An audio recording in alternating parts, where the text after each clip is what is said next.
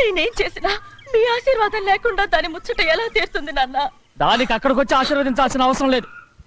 ఇక్కడుంది, నీ కూతురు బాగానే ఉంటుంది. నాన్న, నా కూతురు మొట్టమొదట కట్టే చీర నా పుట్టింటిదై ఉండాలి. ఆడపిల్ల అంటూ తీరకుండా గడప దాటకూడదంటారు. అది కూడా లెక్క చేయకుండా దాన్ని ఇక్కడికి తీసుకొస్తాను. మీ చేతులతో ఆశీర్వదించండి నాన్న.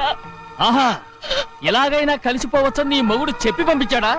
అది ఈ జన్మలో జరగదు. కాదు, ఇలా చూడు, ఇది నేను పుట్టిన ఊరని, మీ అమ్మతో కాపురం చేసిన ఊరని ఈ ఊళ్ళో బతుకుతున్నాను. ఏదో వంక పెట్టుకుని ఇలా వచ్చి చీటీ మాటికి నా ప్రాణం తీస్తే నేను ఈ ఊరే వదిలి వెళ్ళిపోతాను. వద్దు నాన్న, కనీసం దూరం నుంచైనా మిమ్మల్ని చూసుకుంటున్నాను. ఆ సంతోషం కూడా నాకు లేకుండా చెయ్యొద్దు.